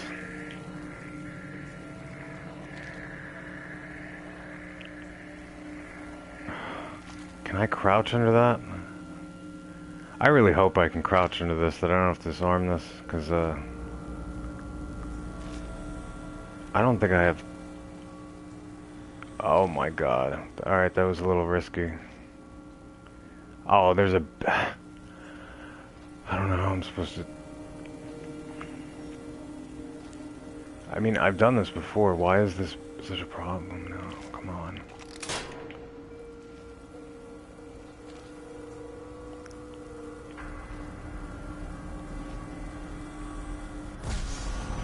Oh my god, no, no, no, no.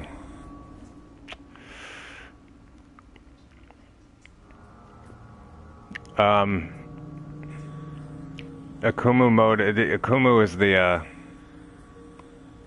highest level of difficulty in this game. You can't get hit once, basically. That's not really the only feature, really, of it, but if you do get hit by anything, I mean, if you step in a bear trap, if an enemy touches your leg, you die. And of course, you have an infinite amount of lives, so it's not bad in that respect, but that's not really the only feature. The enemies are twice as fast, they're more aggressive, they're more erratic, they add extra traps, and there's some environmental changes. There's extra enemies that appear, and there's enemies that you wouldn't see till later on in the game that appear earlier on, and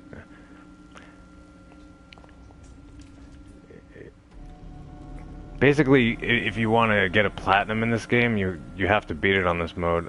I've done it once before. The first time when I got to the number of deaths at the end, it was around 700 times I died. This is probably the hardest trophy I've ever gotten. Like, for myself, I don't have thousands of trophies, so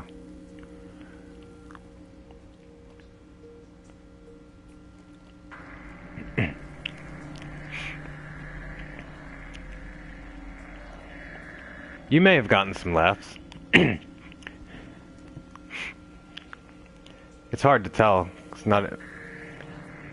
not everybody chats all the time, so for myself, I'm like half in this particular sequence, like looking at the right side of the screen and reading, and half I'm paying attention. I mean, I always forget. I mean, like if you go through this section on standard, well, I don't know, on survival would it on casual mode there'd be no traps. It does appear like though the traps that I already disarmed are still that way.